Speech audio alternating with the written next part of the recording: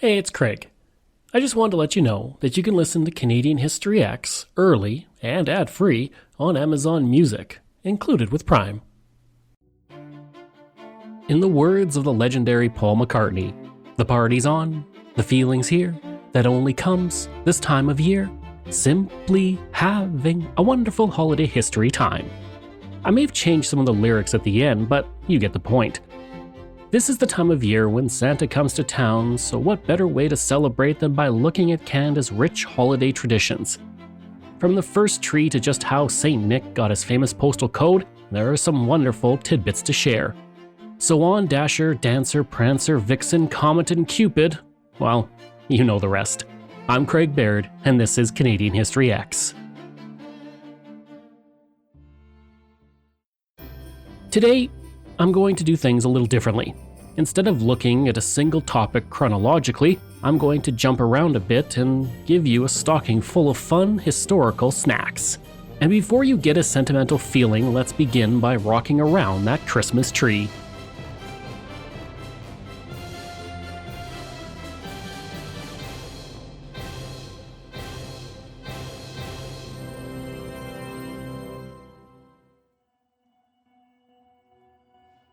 The modern Christmas tree originated in Central Europe sometime in the 16th century when Protestant Christian reformer Martin Luther is said to have added lighted candles to an evergreen tree.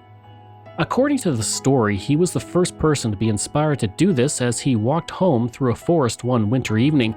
He was in awe of the stars twinkling amongst evergreen trees, so he put one up in his home with lighted candles on the branches, sometime in the early 1500s. However, beyond the story, there's no real evidence that he actually did this. German Lutherans in 1539 were the first to officially place lighted candles on an evergreen, and it's from them that Canada gets its connection to the Christmas tree. At a party hosted by the Baroness Ridicel for British and German officers on December 24, 1781 in Sorel, Quebec, the first official Christmas tree in North America was erected. The previous years had been tough for the Baroness and her family. Her husband, Frederick, was taken prisoner during the American Revolutionary War in 1777, and he wouldn't be released until 1780. During those dark years, the Baroness had seen men terribly injured in battle, many of whom she attended to by doing what she could to help, including providing food, but it was a challenging time. She had also nearly died in a fire at her home. By 1781, her husband was home and better days were on the horizon, and she hoped to brighten everyone's mood with a Christmas tree. That would also be the first time in 4 years the Baroness would be able to celebrate with a party, so after her guests finished their English pudding, she had a balsam fir tree cut from the forest outside and put in the corner of the dining room. It was decorated with fruits and lit with candles, making it the first official Christmas tree in North America. Now at this point, I would like to stress that it takes a particular set of skills to put lit candles on your Christmas tree, so unless you know what you're doing, maybe skip that part of the tradition. After the Baroness's efforts, Christmas trees didn't spread like wildfire across the nation. Sure, German immigrants did set them up during the late 18th and early 19th centuries, but the tradition expanded quite slowly. Canada's upper class, for the most part, ignored the tradition until Queen Victoria and her German husband, Prince Albert, put up a tree in Windsor Castle in 1841. The monarch was a trendsetter. First, she made the white wedding dress a staple of matrimonial union, and then made Christmas trees fashionable, so the tradition picked up steam in Canada. By the mid-19th century, Christmas trees were on display in many Canadian homes, and until the early 20th century, candles, fruits, and crafts were used to decorate them. During this time, the tradition was helped by innovation when in 1896 the first electrically lit Christmas tree was unveiled in Westmount, Quebec, 16 years after Thomas Edison introduced the first outdoor electric Christmas light display. Businesses around Canada strung up Christmas lights on their windows in major cities around 1900. And as homes became wired with electricity in the 1910s and 1920s, trees were decorated with electric cone-shaped bulbs, and cardboard and wax ornaments began to appear. Tinsel and tin reflectors were also sold in the 40s and added more sparkle and Christmas magic. Then, 10 years later, bubble lights became very popular. They produced bubbles in lit glass tubes. My parents had these lights when I was a kid, and they were very pretty on a tree as they simulated candles. They were also, apparently, a pretty big fire hazard, and that's why they're not sold anymore. If you've been to Canada's vast and beautiful wilderness, it would come as no surprise that it is one of the world's biggest exporters with 70,000 acres of Christmas tree farms, from which 3 to 6 million trees are harvested, and about half are exported across North and Central America. As large as the industry is now, it wasn't always the case. Over a century ago in 1898, Yarmouth, Nova Scotia began to ship out Christmas trees to the United States. In 1905, the first trees from New Brunswick were sent out.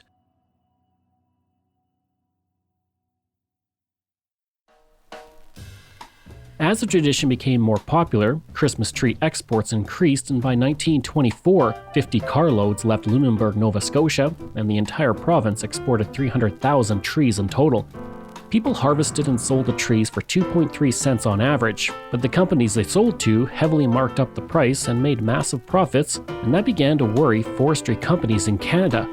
One forestry company representative said in the 1920s, "Cutting down the young trees is the worst form of timber waste." Canadian Christmas tree exports reached a high of 3.8 million in 1957, and from then on the industry began to decline as other countries started to produce their own. Exports fell to 2.6 million in 1963 and 1.8 million in 1967. Today, Quebec, Nova Scotia, and Ontario account for about 80% of Canada's Christmas tree production, with 2,400 farms valued at $78 million. The land used to harvest all those Christmas trees is land that First Nations lived in freely prior to the arrival of European settlers. After Samuel de Champlain established Quebec City in 1608, there was a concentrated effort by Jesuit missionaries to convert Indigenous people to Christianity. Some of the earliest converts were the Wendat, also known as the Huron, who relied on trading with the French, who refused to trade with First Nations that did not have relations with missionaries. So to get the weapons and tools that gave them an advantage over other nations, the Wendat were open to missionaries visiting their settlements. One method of conversion was to relate the story of Jesus' birth to the Wendat. Jean de Brebeuf, a Jesuit missionary, adapted the story, which became the Huron Carol in 1641. Written in the language of the Wendat, it is titled as Jesus Ahatonia, translated as Jesus, He is Born. In the carol, Jesus is wrapped in a rabbit skin, and rather than a manger, he is born in a lodge made of broken bark. The 3 wise men became chiefs, and they didn't bring gold, frankincense, and myrrh. Instead, they arrived with fox and beaver pelts for the baby. The carol slowly spread across the Wendat in the 1650s and 1660s. On Christmas Eve in 1668, a Wendat girl named Therese, only 14 years old, sang about the birth of Jesus as she died. Her death was likely due to the European-born diseases which many of the Jesuit missionaries transmitted without realizing it. François-Joseph Le Mercier, a priest, wrote a letter to his superiors in France detailing how she sang as she died, and in this is the earliest written mention of the Huron Carol, introduced 20 years earlier to the Wendat people. By this point, the Wendat population had fallen from 25,000 people before European arrival to 12,000 in the 1660s. In 1697, the Wendat settled in a village north of Quebec City called Lorette. The village exists today and is known as Wendake, but for centuries, each Christmas, the Wendat people gathered in the Catholic Church and sang the Huron Carol in their own language.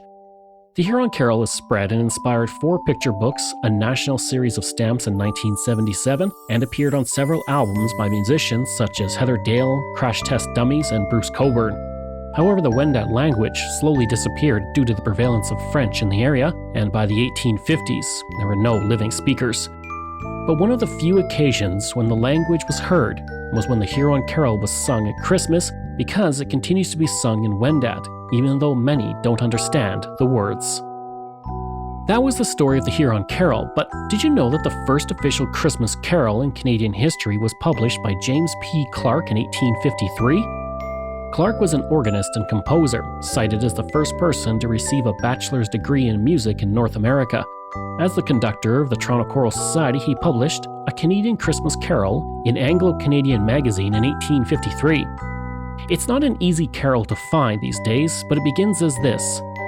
No shepherds in the field tonight, no flock up on the wold, through the shivering forest, branch moans, The north blasts fierce and cold, but gloriously the white stars gleam, as on that holy event, when the herald angels' chorus swelled through the bright Judean heaven. Personally, I prefer Bob and Doug Mackenzie's 12 Days of Christmas. There aren't many Christmas carols or songs I can handle, but their version is the greatest Christmas song of them all. The original dates to sometime in the 1700s and is believed to be either English or French. The earliest known written version of the song appeared in 1780. Many locations, including Sweden, France, and the Faroe Islands, have their own version of the song, which has been recorded by everyone from Frank Sinatra to the Muppets. As I mentioned, the best version, in my opinion, is by Bob and Doug Mackenzie, the two hoser characters created by Rick Moranis and Dave Thomas. Their Great White North segments on SCTV exploded in popularity in 1980 and resulted in a comedy album, movie, toys, commercials, and much more. Their 12 Days of Christmas was released on the album The Great White North in 1981, which was a huge success, selling 1 million copies and winning a Juno and earning a Grammy nomination, and 2 songs appeared on the top 40 rock charts, Take Off and The 12 Days of Christmas, which reached number 15 on the Canadian charts. The song follows the duo as they do a comedic rewrite of the popular Christmas carol. Unfortunately, they only make it as far as day 8 before they decide the song is simply long enough. And at the end of the song, Bob compares it to Stairway to Heaven. And I think that's a pretty good comparison. Less than a decade before Bob and Doug made the best Christmas song ever, popular singer-songwriter from Newfoundland, Bob Daveridge, wrote the Mummers song as a tribute to a centuries-old custom in danger of disappearing. Mummering originated in England and Ireland and eventually found its way to Newfoundland and Labrador. Also known as jennying or mumming, it involves a group of friends dressing in disguise and visiting homes during the 12 Days of Christmas. As they knock on the door, the mummers ask, "Any mummers allowed in?" If the mummers are welcomed into the home, they give informal performances. This can include music, jokes, dancing, and more. The hosts in the home then must determine the identity of the mummers. The mummers will try and fool the host by cross-dressing, stuffing their costumes to change their body shape, speaking while inhaling, wearing masks, and more. But once the identity of the mummers are confirmed, they are offered food and drink. And the idea is by lifting the mask, the stranger becomes a friend. In the past, mummers carried codfish bladders blown up like balloons. They were filled with pebbles to create a rattling sound. It's now more common for these ugly sticks to be broomsticks with bottle caps attached to them. A rubber boot is added at the bottom to create a head with tin cans and a mop of hair. In 2009, the Heritage Foundation of Newfoundland and Labrador's Intangible Cultural Heritage Office established the Mummers Festival. This is held in St. John and includes a Mummers Parade. In 2011, mummering was designated as a distinctive cultural tradition and practice by the Newfoundland and Labrador government. Along with mummering, Newfoundland also has given us the unofficial holiday of Tibbs Eve. Tibbs Eve, also known as Tibbs Eve or Tipsy Eve, originated from the character of Saint Tib, described as a woman of loose morals from a 17th century English play.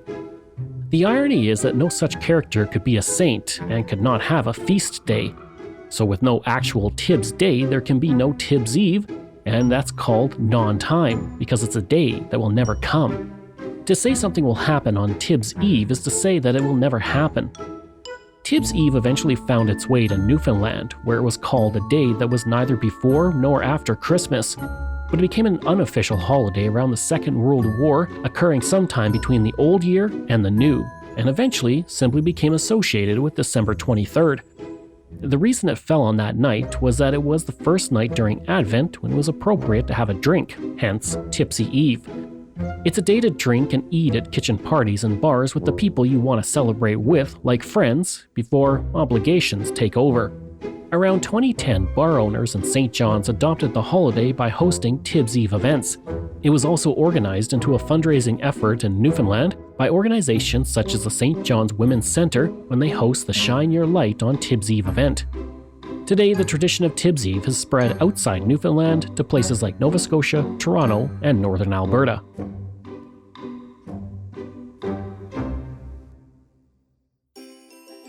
Another common Newfoundland tradition is the Yule log. It is now a very tasty dessert enjoyed during the Christmas season, but when it first emerged in Europe, primarily England, it wasn't something you ate, but something you burned. On Christmas Eve, typically at sunset, a large block of birch wood was laid across the back of a fireplace. The family waited until the fire consumed the entire log, and once it was gone, they would go outside and fire their muskets as a prelude to Christmas. As settlers from the United Kingdom came to Newfoundland and Canada, they brought the tradition with them. On December 24, 1770, a British Army officer named Captain George Cartwright wrote of how residents of Lodge Bay, Labrador celebrated Christmas Eve.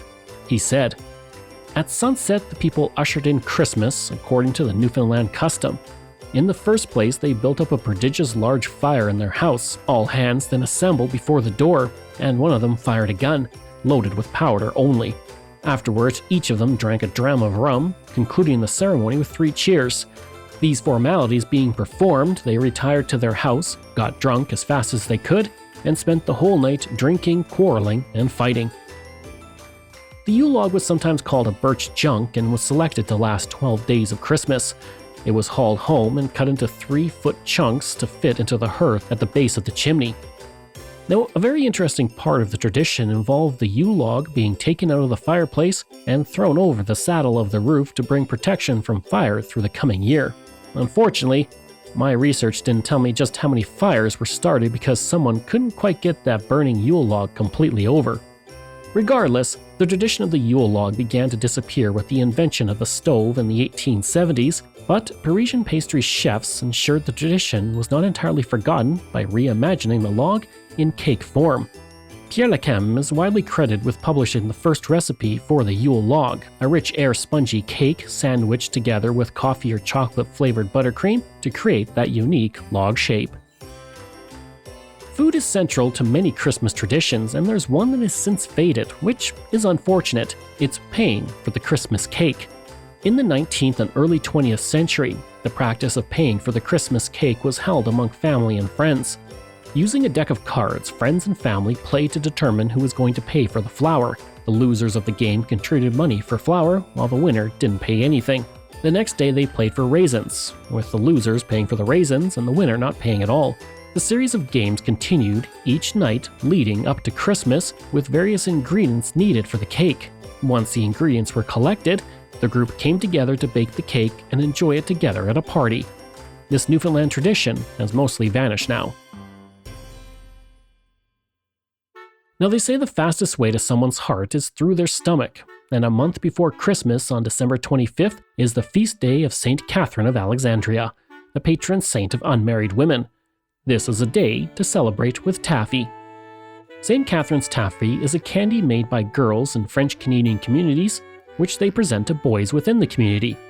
The tradition dates back to Marguerite Bourget, who founded Notre Dame de Montreal in 1657. She was a nun and teacher in Montreal, and she's credited with creating the tradition as a way of keeping the attention of her young students. Much like paying for the Christmas cake, this tradition has almost disappeared as well. But one thing that will never go away is the tradition of celebrating with loved ones, and in Quebec, families come together for a long-established custom that dates back to the 1700s.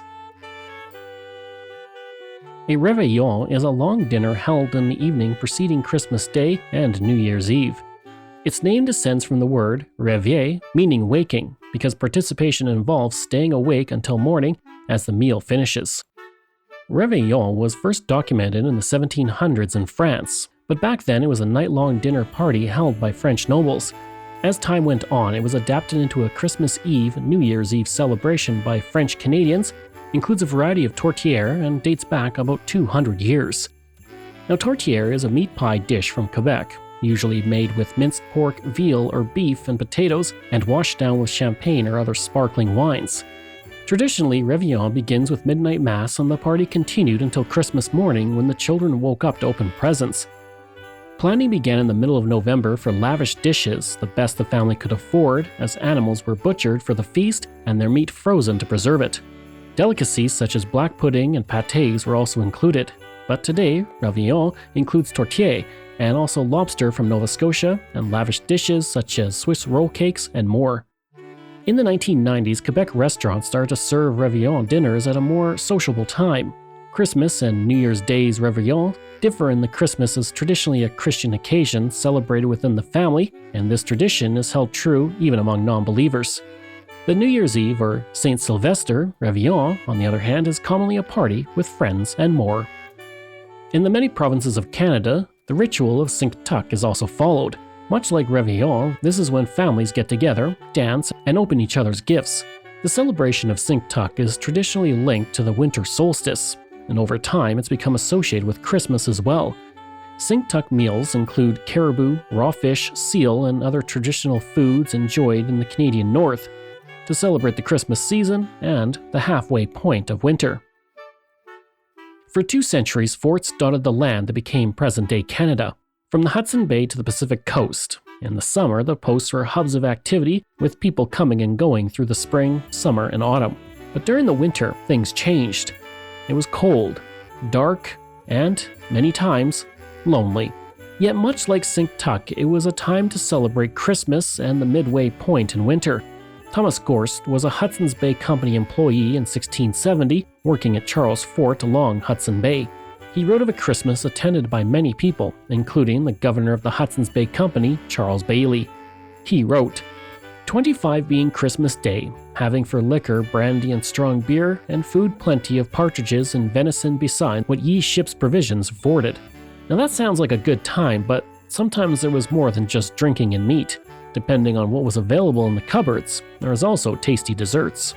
A journal entry from 1789 at Manchester House in present-day Saskatchewan reads, "This being Christmas morning, our small stock of flour afforded us cake to eat, with a little tea and chocolate."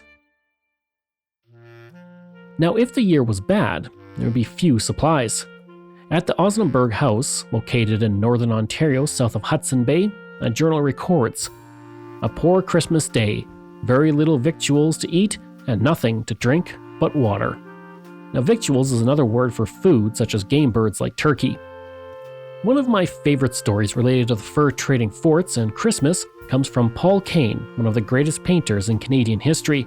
A self-educated artist, he trained by copying European masters.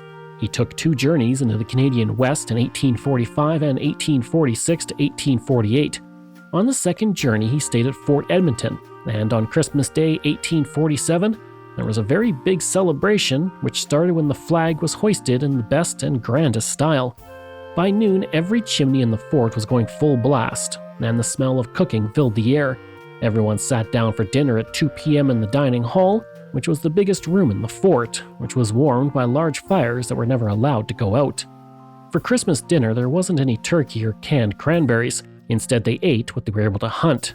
There was boiled bison hump and dried moose nose with white fish browned in bison marrow.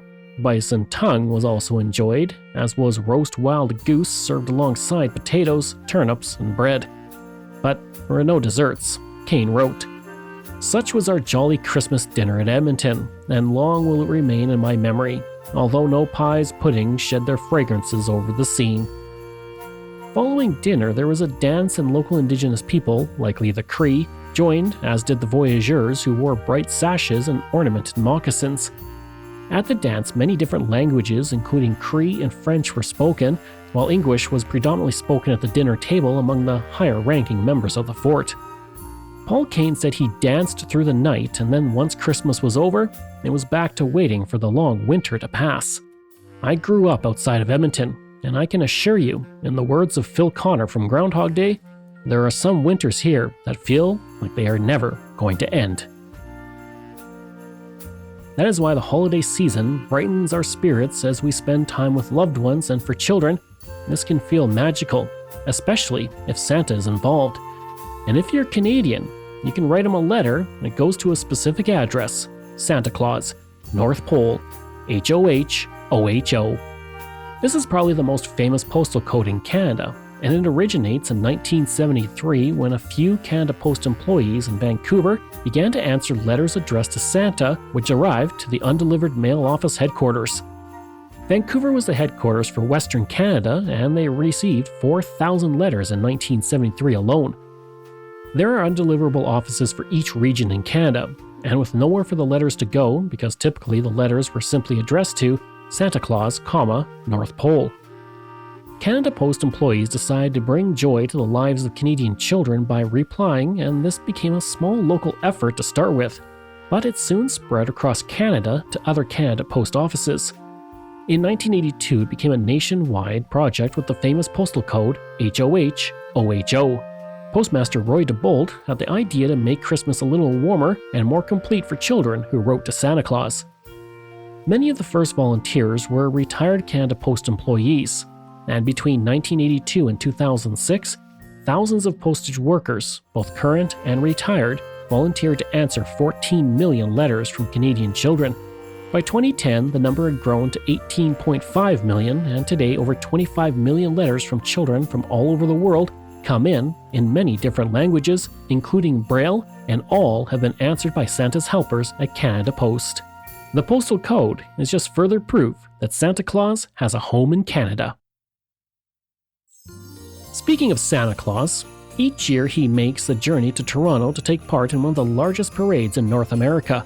The original Santa Claus parade owes its existence to Eaton's, an iconic chain department store that has been gone now for 20 years. The first parade in 1904 consisted simply of Santa walking a few blocks from Union Station to the Eaton's store in downtown Toronto. 1 year later, the first official Santa Claus parade was held on December 2nd, 1905, and consisted of one float. Once again, Santa went from Union Station to the Eaton store. These early parades were a huge hit, and each year, crowds and the number of floats grew. From 1910 to 1912, the parade was held over the course of 2 days. Starting about 60 kilometers north in Newmarket on Friday afternoon, it stopped overnight at York Mills and then continued to Eaton's on Saturday afternoon. The parade became big enough that in 1913, trained caribou from Labrador were used to pull Santa's sled, and in 1917, Santa arrived in Toronto by plane for the very first time. From the 1920s to the 1960s, the floats used in the Toronto Santa Claus Parade were then reused for the Montreal Santa Claus Parade. Now this stopped in 1969 but resumed again in the 1990s. Pumpkinhead, a rubbery toy bear with orange hair, made his debut in 1947. He was the main character in books published by Eaton's to promote sales. By the 1950s, the parade grew so large that the Eaton's merchandise display department worked all year to build floats, costumes, and displays. In 1952, the parade was televised for the first time, and in 1970, color broadcasts began, and it ran on CBC from 1952 to 1981. Now, Eaton's was the company behind the parade for decades until the late 1970s when the changing retail market cut into the company's profits. By 1982, Eaton's had ended its association with the parade due to declining profits and the high cost of the parade. That's when the Save Our Parade campaign was organized and about 20 corporate sponsors stepped up to keep it running. Global TV broadcast the parade from 1984 to 2009, and from 1989 to 1991, Santa appeared from Toronto to delight children in the Soviet Union. Since 2010, the parade has been broadcast by CTV and draws about 500,000 people along its 6.3-kilometer route. It's one of the largest parades in North America and one of the oldest annual parades, much older than its more famous cousin south of the border, the Macy's Santa Claus Parade. Speaking of Eaton's, along with their legendary parade, the department store was known for its amazing Christmas window displays. From the start of the 20th century to the 1970s, Eaton's and its main rival in Toronto, Simpson's, tried to one-up each other with their window displays. For decades, that rivalry grew and each company tried to outdo the other, especially at their flagship stores in Toronto. Following the Second World War, Eaton's stores around Canada, but primarily in Toronto and Winnipeg, had elaborate displays featuring Christmas scenes and figures which were built by Second World War veterans and aircraft technicians. These animatronic displays were powered by war surplus motors, and the figures danced and pranced in the display for 3 decades. Some families drove hours just to see the displays outside Eaton's and Simpson's stores. The Globe and Mail wrote, "You will see a crowd of children intent on the magic world before them." They became so popular that Toronto city officials asked Eaton's and Simpson's to limit the hours the public could view the displays because the crowds on Queen Street were actually slowing down traffic.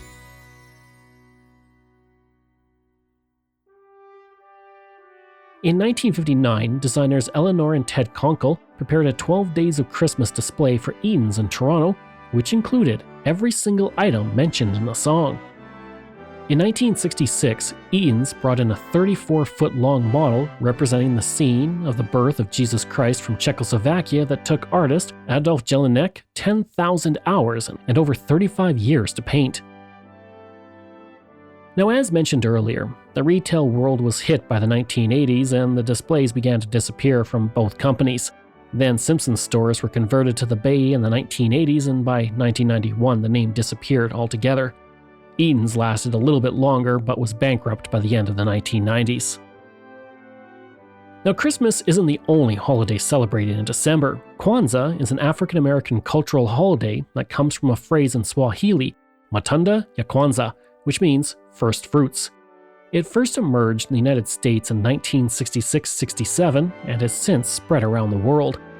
Kwanzaa draws on many harvest festivals in Africa, and it begins on December 26 and continues until January 1st. Soon after Kwanzaa was established in the United States, it spread to Canada and today is widely celebrated throughout the country. Another important holiday is one of the oldest, Hanukkah, which was first widely celebrated in Canada around 1760 when Jews were permitted to immigrate to British North America for the first time. It's believed to be the first non-Christian settler holiday to be celebrated in Canada, and it's observed for 8 nights and days according to the Hebrew calendar, which may occur at any time from late November to late December in the Gregorian calendar. The festival is observed by lighting the candles of a candelabrum with 9 branches, also known as a menorah. Each night, 1 candle is lit until all 8 candles are lit together on the final night of the festival. Families get together to sing Hanukkah songs, playing the game of the dreidel and eating oil-based foods such as latkes or potato pancakes and sufganiyot, which are pillowy donuts filled with jam.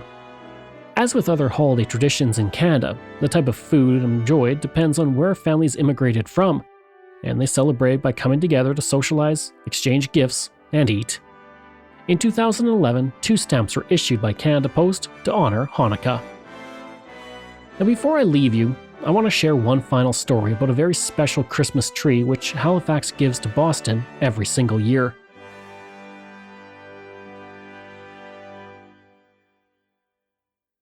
On the morning of December 6, 1917, the French cargo ship SS Mont Blanc collided with the Norwegian vessel SS Imo in Halifax Harbor. Now, the SS Mont Blanc was loaded with explosives and it caught fire, and after 25 minutes of burning, it exploded with a 2.9 kiloton blast.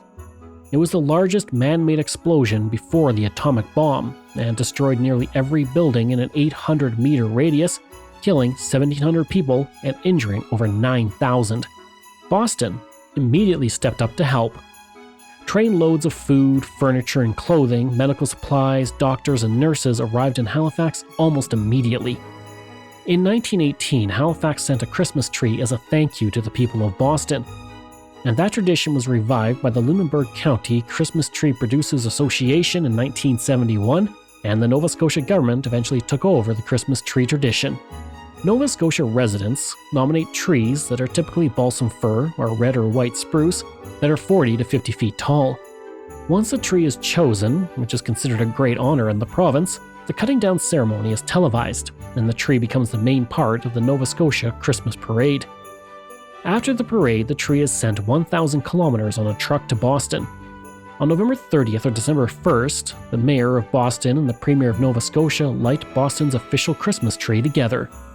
And after the Christmas season, the tree is put into mulch to help grow gardens in Boston the following year. Faithful friends who are dear to us, who gather near to us once more, I hope through the years we will all be together. If the fates allow, until next time, yourself a merry little holiday time.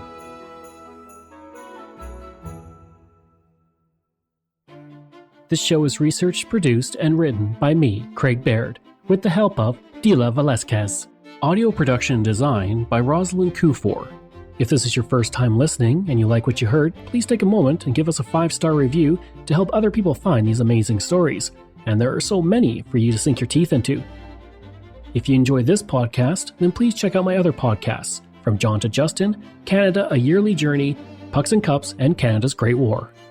We love hearing from you, so if you have a show topic you want me to cover, email me at craig@canadaehx.com or stop by my website and social media. I'll include all of those in my show notes.